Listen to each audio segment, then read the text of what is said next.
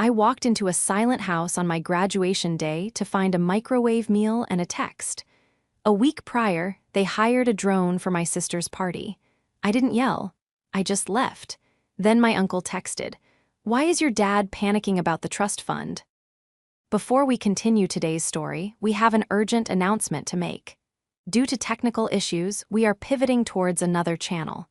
Please subscribe to our new channel, Kin and Karma. You can find the link in the video description, the pinned comment, and the collaboration tag on this video. Make sure to switch over now so you don't miss out. Thank you for your support. Now back to the story. The tassel on my cap was gold. It was a silly, small thing, really, a collection of threads bound together to signify summa cum laude. But as I sat in my car in the driveway of my parents' house, staring at that gold tassel dangling from the rearview mirror where I had hung it moments ago, it felt like the heaviest thing in the world. I had just graduated from the state university with a degree in finance, top of my class. It was the culmination of 4 years of sleepless nights, double shifts at the coffee shop to pay for textbooks, and weekends spent in the library while my friends were out living their lives. I had done it. I had crossed the finish line. And the driveway was empty. My parents had attended the ceremony, technically. They had sat in the bleachers, checking their watches. My mother, Susan, had complained about the heat and the hard benches before the procession even started. My father, Mark, had spent the entire time scrolling through his phone, likely checking sports scores or pretending to answer work emails. They had taken exactly one photo of me, a blurry selfie where half of my face was cut off and my mother was looking at her reflection in the screen. And then they had left before the dean had even finished his closing remarks. "Beat the traffic," my dad had texted me while I was still returning my gown. "See you at home." I turned off the ignition. The engine of my 10-year-old sedan sputtered and died, leaving me in a silence that felt suffocating. I looked at the house. It was a beautiful home, a sprawling 2-story colonial with manicured hedges and a fresh coat of slate gray paint. It was the house I had grown up in, the house I had maintained for them for the last 3 years, and yet, looking at it now, it felt like a fortress built to keep me out. I grabbed my bag, the leather worn at the corners, and stepped out. The late afternoon sun was dipping below the tree line, casting long, melancholy shadows across the lawn. My eyes drifted to the backyard gate. Just 7 days ago, that gate had been propped open with a festive wreath. The grass was still recovering from the trampling it had taken. Last week, my younger sister, Bella, had finished her 2nd semester at community college. She hadn't graduated. She hadn't even made the dean's list. She had simply finished. To celebrate this milestone, my parents had thrown a bash that rivaled a wedding reception. There had been a catered taco bar, a DJ, fireworks that had the neighbors threatening to call the police, and a professional drone photographer hired to capture aerial shots of Bella holding a red Solo cup and laughing with her friends. I had spent that party manning the grill because the caterer was overwhelmed. And then cleaning up vomit from the downstairs bathroom after one of Bella's friends had too much to drink. I shook the memory away and unlocked the front door. "Mom, Dad," I called out, my voice echoing in the foyer. A silence. The house was dark, the blinds were drawn. There were no balloons, there was no banner. There was no smell of a home-cooked meal or even takeout. I walked into the kitchen, the heels of my sensible court shoes clicking loudly on the marble tiles. On the pristine granite island, sitting alone in the center of the vast empty space, was a single cardboard box. It was a frozen lasagna. The family size, brick you buy for $10 when you can't be bothered to cook. Next to it was a sticky note in my mother's handwriting. "Dad and I took Bella to the mall to look for a summer outfit. Heat up the oven to 375. Congrats." I stared at the note. I stared at the lasagna. I felt a coldness spread through my chest, starting at my heart and radiating out to my fingertips. It wasn't the lack of a party. I wasn't Bella. I didn't need a drone or fireworks. It was the effort. It was the absolute, total lack of effort. My phone buzzed in my pocket. I pulled it out. It was a notification from the family group chat. Mom sent a photo. It was a picture of Bella in a dressing room, twirling in a sundress that probably cost more than my entire semester's textbook budget. The caption read, "Our little fashionista, so proud of her summer vibes." Then a second message, almost as an afterthought, "Adelina, congrats on the school thing. Don't forget to bring in the mail." The phone slipped from my hand and clattered onto the counter. I looked at the frozen block of pasta, then at the dark, empty kitchen. The silence wasn't peaceful, it was violent. It screamed at me. It told me exactly where I stood in the hierarchy of this family. The betrayal wasn't in the action itself, it was in the indifference. The betrayal was worse than the diagnosis of a terminal illness because it was a choice they made every single day. They didn't just forget me, they actively chose not to remember. I stood there for a long time, the hum of the refrigerator the only sound in the room. I didn't cry. I think I had cried all the tears I had for them years ago, somewhere between my 16th birthday, which they forgot because Bella had a dance recital, and the day I got my acceptance letter, which they used as a coaster for their coffee. Instead of tears, I felt a strange, cold clarity. It was as if a fog had lifted, revealing the machinery of my life for what it truly was. I wasn't a daughter to them. I was a utility. I was the reliable appliance that kept the house running, the finances in check, and the problems solved so they could focus all their energy on the golden idol that was Bella. The front door unlocked, voices drifted in. "I'm just saying, Mark, the blue one was more flattering," my mother's voice carried down the hall. "It was $300, Susan," my father grumbled, though there was no real heat in it. He never said no to them. They walked into the kitchen, bags from high-end boutiques rustling in their hands. Bella was in the lead, looking radiant and flushed with excitement. She stopped when she saw me standing by the island, still in my graduation dress, the frozen lasagna untouched on the counter. "Oh, hey," Bella chirped, tossing her hair. "Did you see the dress? It's so cute. Mom says I can wear it to the lake house this weekend." Mom followed, dropping her keys on the counter. She glanced at the lasagna. "Elena, honey, why haven't you put that in the oven? We're starving. Shopping is exhausting." She didn't look at me. She looked past me at the oven display, checking the time. "I graduated today," I said. My voice was quiet, but it was steady. My father walked in last, loosening his tie. He looked at me, then at the lasagna, then gave a dismissive wave of his hand. "We know, Elle, we were there, saw you walk across the stage and everything. Good job." "You left," I said. "You left before I even got my diploma holder." Dad sighed, the heavy, exaggerated sigh of a man who feels he is being unfairly burdened. He walked over to the fridge and grabbed a beer. "The traffic was going to be a nightmare, Elena. You know how I get in traffic. Besides, you're done now. That's the important thing." "You threw Bella a party with a drone photographer last week," I said. I hadn't planned to say it. The words just fell out of my mouth, heavy and sharp. "For finishing a semester. I graduated summa cum laude, and you bought me a frozen lasagna." The room went quiet. Bella looked awkward, pretending to be interested in a hangnail. Mom stiffened, her expression shifting from distraction to annoyance. "Oh, stop it," Mom snapped, waving her hand as if swatting away a fly. "Don't be dramatic, you know how sensitive you get." "I'm not being dramatic," I said, turning to face my father. "I'm asking why there is such a difference. Why does she get fireworks for existing, and I get a microwave meal for excelling?" Dad cracked open his beer, the hiss of the carbonation sounding like a gunshot in the quiet kitchen. He took a long sip, then looked at me with eyes that were completely devoid of empathy. He shrugged. "Look, Elena," he said, his tone patronizing like he was explaining simple math to a toddler. "Bella is, well, she's vivacious, she loves a party, she feeds off that energy. You're serious, you're quiet, you've always been independent, we just thought. You're not really the celebrating type. We figured you'd want a quiet night in.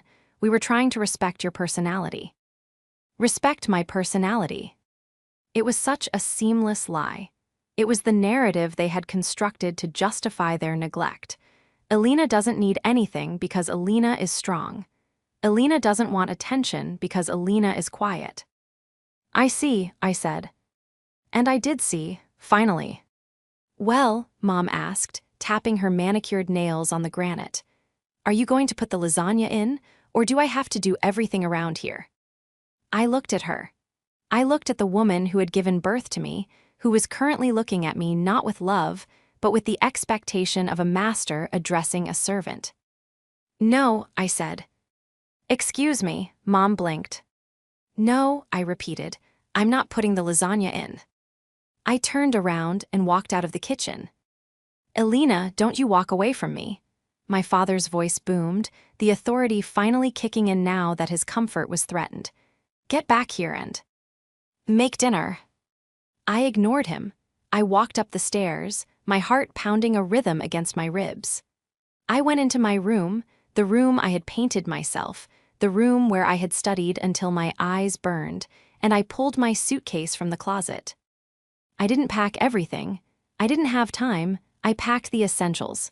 My laptop, my binder of important documents, birth certificate, passport, social security card, my external hard drive, a week's worth of clothes, my toiletry bag. Downstairs, I could hear them arguing. Mom was complaining about my attitude. Bella was asking if they could just order pizza instead. Dad was grumbling about how I was being moody. They had no idea. I zipped the suitcase shut. I took one last look at my room. I stripped the sheets off the bed, habit I suppose, not wanting to leave a mess, and tossed them in the hamper. I walked back downstairs. They were still in the kitchen. I could see them through the archway. Dad was leaning against the counter, scrolling on his phone again. Mom was pouring wine. I walked past the kitchen to the front door. Alina, Mom called out, hearing the front door open. Where are you going? You verify the credit card statement tonight, remember? The bill is due tomorrow. I paused, my hand on the doorknob. You're smart people, I called back, my voice flat. Figure it out. I stepped out into the cool evening air and pulled the door shut behind me. The click of the latch was the most satisfying sound I had ever heard. I got into my car, threw the suitcase in the passenger seat, and reversed out of the driveway. As I pulled onto the main road, the house shrinking in my rearview mirror, my phone buzzed again. It wasn't the group chat this time. It was my Uncle David, my dad's older brother, the black sheep of the family, not because he was bad, but because he was successful, stern, and didn't tolerate my parents' nonsense. He lived 3 towns over. The text read, "Why is everyone freaking out? Your dad just called me screaming that you stole the ledger. What is going on?" A small grim smile touched my lips. My parents thought I was just the quiet daughter who kept to herself. They thought I was just the live-in maid and the buzzkill. But in their arrogance, they had forgotten one crucial thing. For the last 3 years, as part of my contribution to the household, I handled all the paperwork. I handled the bills. And most importantly, I handled the communications with the family trust that Uncle David managed, the trust that paid for the house, the cars, and Bella's tuition. I hadn't stolen the ledger. I was the ledger. And they were about to realize just how expensive their quiet night in was going to be. To understand the sheer magnitude of the mistake my parents had just made, you have to understand the dynamic of the chaotic ecosystem that was my family. My parents, Mark and Susan, were what you might call lifestyle rich, but liquidity poor. They loved the appearance of wealth. The slate gray Colonial, the least luxury SUVs, the country club membership they barely used, it was all a facade maintained by a very specific financial drip feed.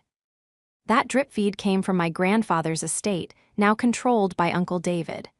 Grandfather had been a shrewd businessman who didn't trust his youngest son, my father, with a lump sum. So he created a trust. The trust paid for essentials: housing, education, medical.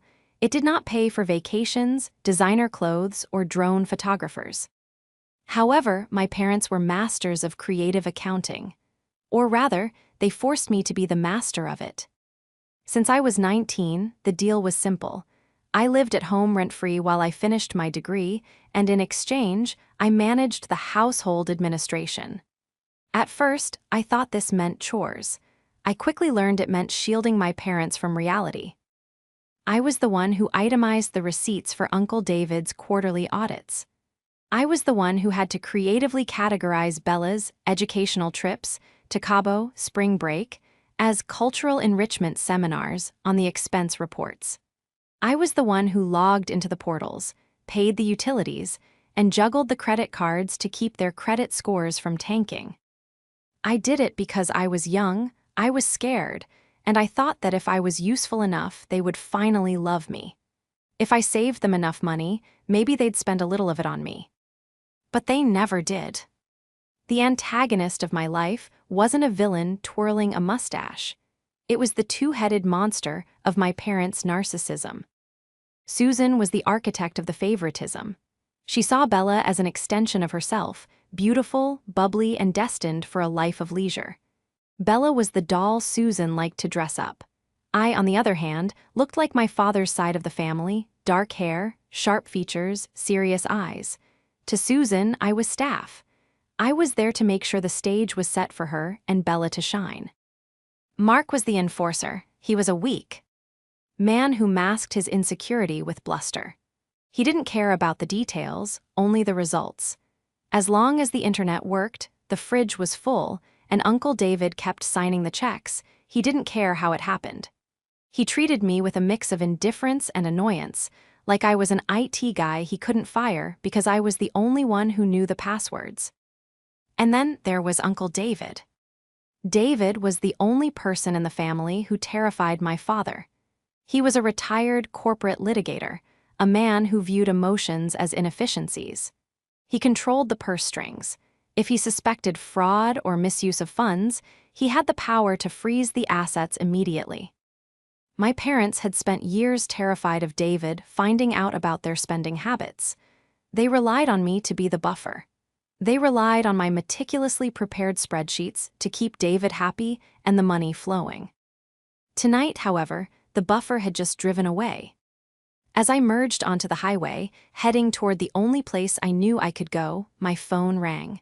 It was my mother. I let it go to voicemail. It rang again, my father voicemail. Then a text from Bella: "Dad is losing his mind. He says you locked him out of the bank account. He can't order the pizza. Stop being a bitch and send the password." I laughed. It was a dry, humorless sound. I hadn't locked them out. I had simply changed the two-factor authentication number from my phone to, well, nobody's. I had removed my number. The account was now trying to send a verification code to a landline that we had disconnected 5 years ago. But that wasn't the real problem. The real problem was the email sitting in my drafts folder. See, Uncle David had sent me a request 3 days ago. He wanted the fiscal year review for the trust. He wanted to know why the home maintenance costs had tripled in May. My parents had told me to categorize the backyard bash, the fireworks, the drone, the catering, as emergency landscaping and foundation repair. They claimed the fireworks were pest control, technically true if you consider silence a pest, and the tent rental was structural shoring. They had bullied me into drafting the fraudulent report. "Just do it, Alina. Uncle David doesn't need to know the details. We're a family. You want Bella to have a good memory, don't you?" I had drafted it. It was sitting on my laptop. But I hadn't sent it. And now, driving into the night with a frozen dinner in my rearview mirror and a lifetime of neglect fueling my foot on the gas pedal, I realized that for the first time in my life, I wasn't going to cover for them. I picked up my phone and dialed Uncle David. "Elena," his voice was gruff, surprised. "I just got off the phone with your father. He sounds like a lunatic. He's babbling about you stealing the internet." "I didn't steal anything, Uncle David," I said, my voice calm. "But I think we need to talk. Can I come over? I have some clarifications regarding the fiscal year review." There was a pause on the line, a heavy, pregnant silence. "Clarifications?" he asked, his tone sharpening. "Yes," I said. specifically regarding the foundation repair and the $20,000 allocated for educational supplies for Bella. "Come straight here," David said. "I'll put the kettle on." The drive to Uncle David's house was a blur of highway lights and the rhythmic thrum of tires on asphalt. My phone continued to vibrate on the passenger seat, a relentless buzzing that felt like a trapped insect. 15 missed calls from Mom. 10 missed calls from Dad. 3 texts from Bella. I didn't answer. I couldn't answer. If I heard my mother's voice, that shrill mix of victimhood and command, I might turn the car around. I might apologize. I might go back to being the invisible glue holding their fragile reality together. And I knew, with absolute certainty, that if I went back now, I would never leave. Uncle David lived in a modern, minimalist house that seemed to float above the tree line. It was all glass and steel, cold but undeniably impressive. As I pulled into the driveway, the motion sensor lights flooded the area with stark, white illumination. David was already standing at the front door, wearing a cashmere cardigan and holding a mug of tea. He didn't wave. He simply watched me get out of the car with the same critical eye he used to dismantle opposing counsel. "You look like hell," he said by way of greeting as I walked up the path. "Thanks," I muttered, dragging my suitcase behind me. "It's been a long day." He stepped aside to let me in. The interior of his house was just as immaculate as the exterior. Not a speck of dust, not a single item out of place. It was the complete opposite of my parents' cluttered, chaotic home, where half-finished projects and impulse buys littered every surface. "Your father called again," David said, closing the heavy front door. "He claims you hacked the bank accounts. He's threatening to call the police." I let out a short, incredulous laugh. "He can try. The accounts are in his name. I just removed myself as the administrator. He doesn't know the passwords because he never bothered to learn them. He's locked out by his own incompetence, not by malice." David raised an eyebrow. "And the trust? He mentioned something about freezing the assets." I took a deep breath. This was it, the point of no return. "I didn't freeze anything," I said, meeting his gaze. "But I haven't submitted the quarterly report yet, the one due tomorrow." David's expression hardened. He gestured toward his home office, a room lined with bookshelves and dominated by a massive oak desk. "Let's sit." I followed him into the office. I sat in one of the leather chairs opposite his desk, feeling small but strangely powerful. I opened my laptop and placed it on the desk. "David," I began, my voice steady despite the trembling in my hands. "For the last 3 years, Mom and Dad have strongly encouraged me to categorize certain expenses in a way that would be palatable to the trust."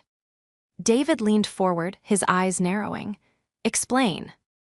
"The emergency roof repair from last spring," I said. "That was a 2-week cruise to the Mediterranean for Mom and Bella. The tuition supplement for Bella's summer courses. That was a down payment on a new convertible for her birthday." David didn't blink, he didn't gasp. He simply stared at me, his face an unreadable mask. "And the foundation repair for this month." "Bella's graduation party," I said. "Fireworks, drone photographer, catered taco bar for 50 people."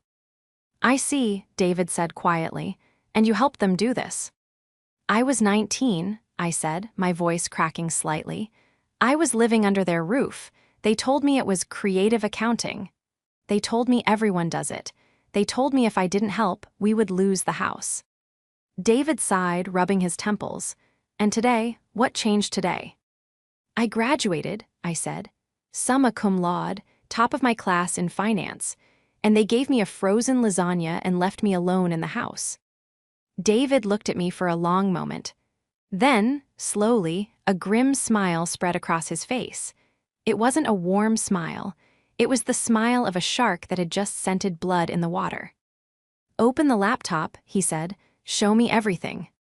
For the next 3 hours, we went through every receipt, every bank statement, every email thread where my parents had explicitly instructed me to fix the numbers. David didn't say much, only asking for clarification on dates and amounts. He took notes on a yellow legal pad, his handwriting sharp and precise. By the time we finished, it was past midnight. My phone had finally stopped buzzing.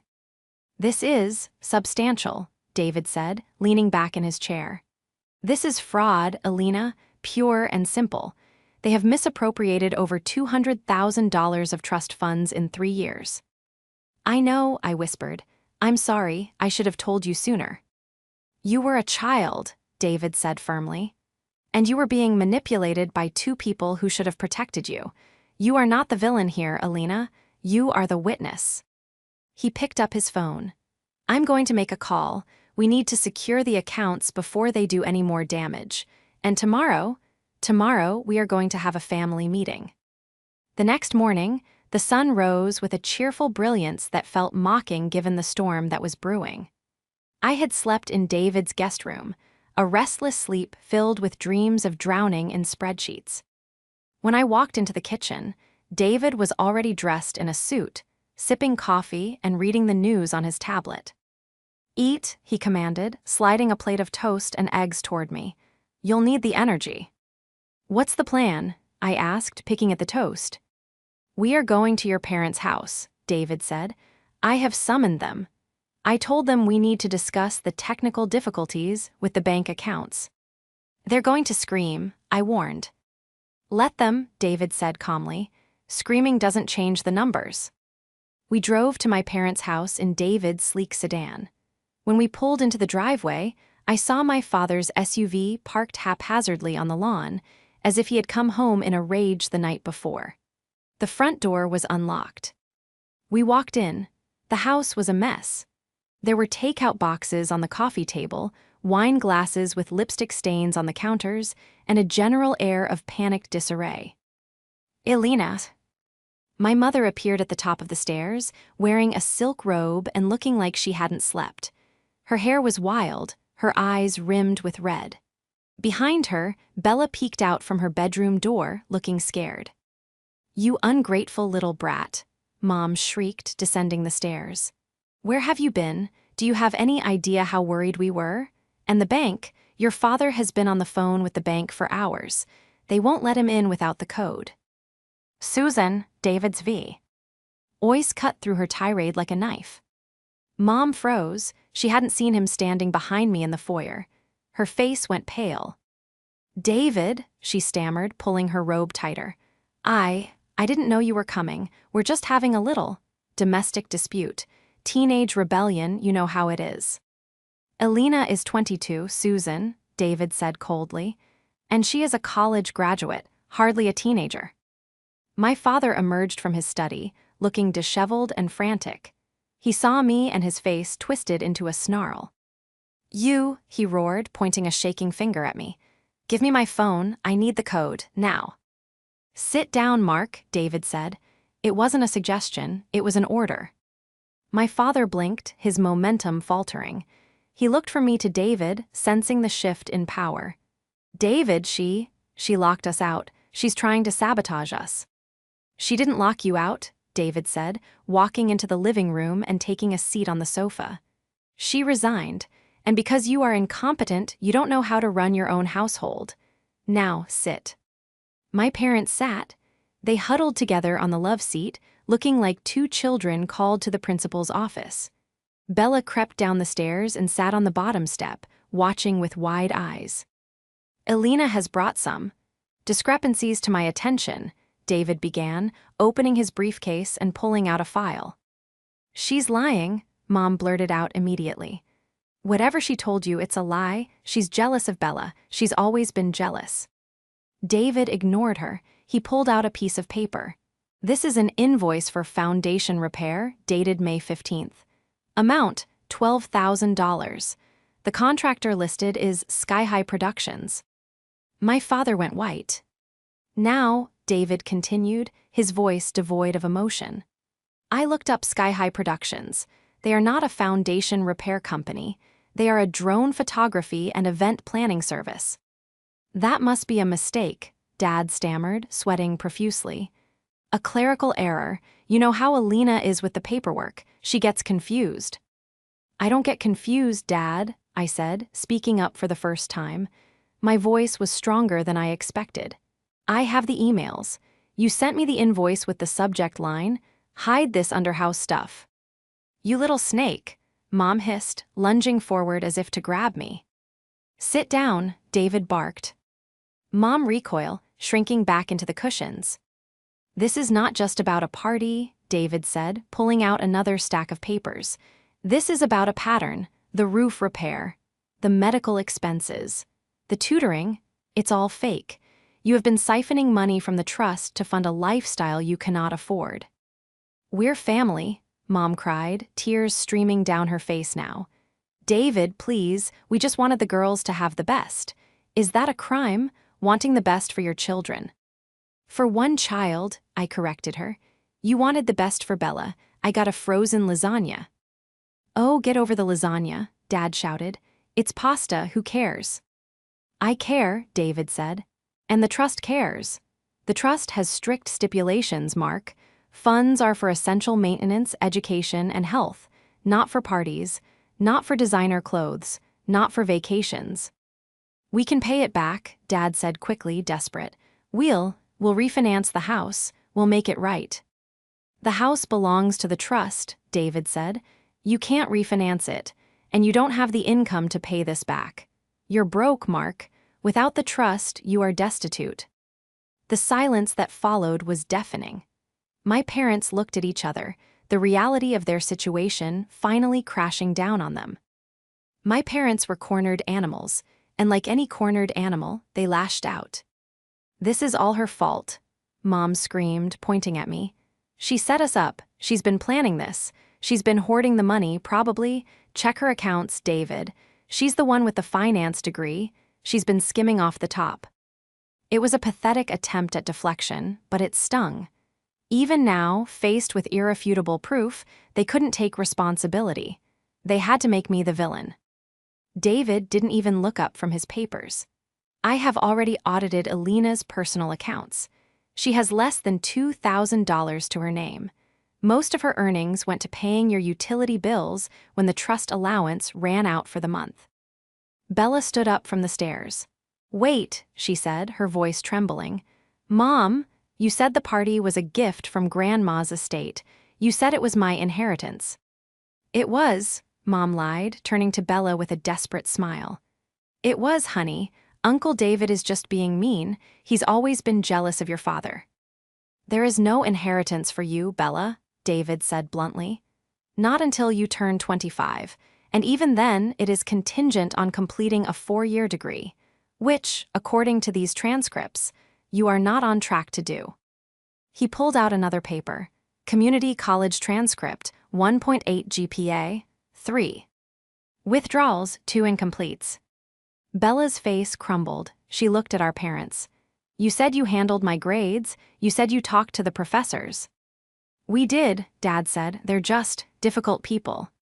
No, David said. You didn't. You paid a consultant $5,000 to write essays for her. Another fraudulent expense. The web of lies was unraveling, thread by thread. David, please, my father pleaded, his voice cracking. Don't do this. Don't cut us off. We have a reputation in this town if people find out. You should have thought about that before you committed fraud, David said. I have a fiduciary duty to the trust. I cannot allow you to continue embezzling funds. Embezzling, Mom gasped. That's such a harsh word. It is the legal word, David said, and I am a lawyer. He stood up and walked over to the window, looking out at the manicured lawn that had been paid for with stolen money. Here is what is going to happen, David said, turning back to face them. I am freezing the discretionary fund immediately. The trust will pay the mortgage and the utilities directly. No more cash allowance. No more credit cards. But how will we eat? Mom whispered. How will we buy groceries? Mark has a job, David said, and Susan, perhaps it is time you got one too. A job? Mom looked horrified. I haven't worked in 20 years. Then you have a lot of catching up to do, David said. And Bella, David continued, looking at my sister, you will enroll in classes yourself, you will attend them yourself, and you will pass them yourself. If you don't, the tuition payments stop. This isn't fair, Bella cried, stomping her foot like a child. I can't believe you're doing this to us. Alina, tell him to stop. Tell him you made a mistake. I looked at my sister. For the first time, I didn't see the golden child. I saw a spoiled, stunted girl who had been crippled by our parents' indulgence. I didn't make a mistake, I said softly. I made a choice. I hate you, Bella screamed. I hate you, you ruined everything. I didn't ruin anything, I said. I just turned on the lights. My father stood up, his face red with rage. Get out, he snarled at me. Get out of my house. You are no daughter of mine. Mark, David warned. No, Dad shouted. She wants to be independent? Fine, she's out, she's cut off. Don't come back here, Alina. Don't you dare come back here. I looked at my father. I looked at the man who had ignored my graduation to scroll on his phone. I have no intention of coming back, I said. I just came to get my things. You have nothing here, Mom spat. Everything you have, we bought you. Actually, David interjected. The car is in my name, the laptop is hers, and her clothes. Well, I hardly think you want her used t-shirts, Susan. Take her, Dad yelled. Take her and go, I don't want to see her face again. David nodded slowly. He closed his briefcase. Very well, he said. Come, Alina. We walked to the door. As I reached for the handle, I turned back one last time. My parents were standing in the middle of their beautiful, empty living room, surrounded by the wreckage of their own lies. Bella was sobbing on the stairs. You forgot one thing, I said to them. They looked up, eyes filled with hate. The verify code for the bank, I said. It sends to the landline, the one you disconnected in 2019. I saw the realization dawn on my father's face. He scrambled for his phone, frantically dialing the bank, screaming at an automated system that couldn't hear him. I walked out the door and didn't look back. The fallout was immediate, but the climax, the true shattering of their world, didn't happen in the privacy of their living room. It happened a week later at the annual Founders Gala for the local historical society. My parents were prominent members, a status bought with grandfather's money and maintained through sheer force of social climbing. They had RSVP'd months ago. I was not invited, obviously, but Uncle David was a board member, and this year he brought a guest.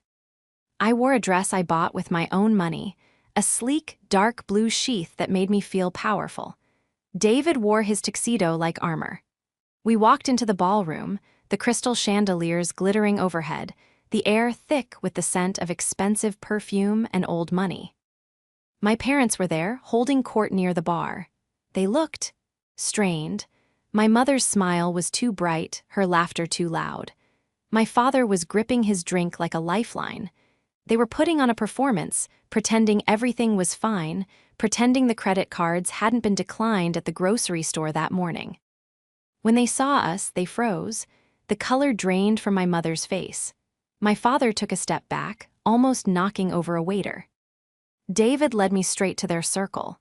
The people around them, the mayor, the bank president, the head of the PTA, turned tea.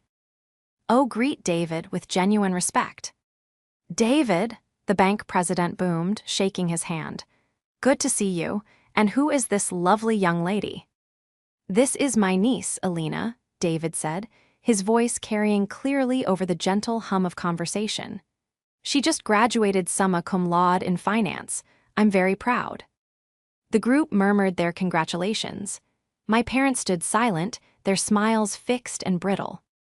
Mark Susan, the mayor said, clapping my father on the shoulder.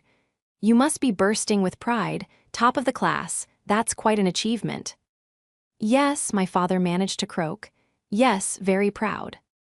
She's actually joining my firm next month, David announced. This was news to me, but I didn't flinch, I just smiled. We need someone with her eye for detail. She recently uncovered a rather significant discrepancy in some family accounts.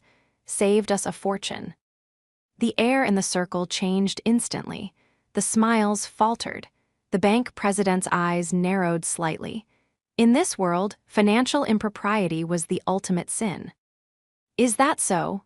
the bank president asked, looking from David to my sweating father. Indeed, David continued, smooth as silk. It seems there was some confusion regarding the allocation of trust funds, educational expenses being used for other things. He didn't name them. He didn't have to. The implication hung in the air like smoke. Every person in that circle knew my parents. They knew about the vacations, the cars, the parties. They did the math. My mother let out a small, strangled sound. "David, please." "But it's all sorted now," David said cheerfully, raising his glass. "Thanks to Alina, she's quite the auditor. I'd be careful around her, Mark. She sees everything." The humiliation was absolute. It wasn't a screaming match. It was a surgical dismantling of their social standing. In 5 sentences, David had labeled them as frauds and elevated me as the competent, ethical one. The circle broke up shortly after. People drifted away, suddenly finding urgent reasons to be elsewhere. My parents were left standing alone, isolated in the middle of the crowded room. My father turned to me, his eyes filled with a mixture of hatred and fear. "You think you're smart?" he hissed. "You think you've won." "I wasn't trying to win, Dad," I said calmly. "I just wanted you to see me." "We see you," my mother spat, tears of rage welling in her eyes. "We see exactly what you are, a traitor." "No," I said, "I'm the one who kept the lights on." I turned and walked away, leaving them standing in the ruins of their reputation. The aftermath was swift and brutal. With the discretionary fund frozen, my parents' house of cards collapsed. The leased SUVs were repossessed within the month. The country club membership was revoked for non-payment. The cleaning lady, the landscaper, the pool guy, they all quit when the checks started bouncing. Bella dropped out of community college. Without the consultants to do her work, she failed every class. She moved back home, where the atmosphere was toxic. She and Mom spent their days fighting, blaming each other for their misfortune. Dad tried to get a job, but at 55, with a resume that was mostly exaggerated consulting gigs for his friends, he found few takers. He eventually landed a position in sales at a mid-tier logistics company. It was humbling work, and the salary was a fraction of what he was used to spending. I, on the other hand, flourished. I took the job at David's firm. I worked hard. I moved into a small apartment in the city, a place I paid for with my own money. It wasn't a mansion, but it was mine. I bought my own groceries. I cooked my own meals. And every time I made a lasagna, I smiled. 6 months later, I received a letter. It was from Bella. "Alina, I know you probably won't read this, but I wanted to say, things are bad here. Mom and Dad fight all the time. The house is a mess. The power got cut off last week for 2 days. I got a job. I'm working at a boutique in the mall. It's not great, but it pays. I'm saving up to move out. I think I finally understand what you meant about the lights. I'm sorry for everything, for the party, for not standing up for you. I was stupid and selfish. I miss you. Bella." I stared at the letter for a long time. I thought about the girl who had twirled in a $300 dress while I ate a frozen dinner. I thought about the sister who had called me a bitch for not giving up a password. But then I thought about the terrified girl on the stairs, watching her world crumble. I picked up my phone and dialed her number. "Hello," Bella's voice was small, hesitant. "Hi," I said, "it's Alina." There was a silence on the other end, then a sob. "Alina, I didn't think you'd call." "I got your letter," I said. "How's the job?" "It's hard," she sniffled. "My feet hurt all the time. Customers are mean. Is this what it's always like?" "Pretty much," I said gently. "But it gets better. You get used to it. And the money feels different when you earn it." "Yeah," she whispered. "It does." We talked for an hour. It wasn't a complete reconciliation. There was too much hurt for that, but it was a start. She told me she was looking for a roommate. I told her I knew a few people in the city looking for a sublet. I never spoke to my parents again. They sent emails, long, rambling diatribes blaming me for their misery, alternating with pathetic pleas for money. I filtered them directly to a folder labeled spam. Uncle David and I have Sunday dinner every week. He's teaching me how to play chess. He says I have a knack for strategy. You see the whole board, Elena, he told me once, moving his knight. Most people only see the piece in front of them. I learned the hard way, I replied, capturing his pawn. I had to watch the board while everyone else was watching the fireworks. My life is quiet now. There are no drones. There are no grand parties, but my bills are paid. My conscience is clear. And when I look in the mirror, I don't see a ghost anymore. I see a woman who walked through fire and came out holding the match.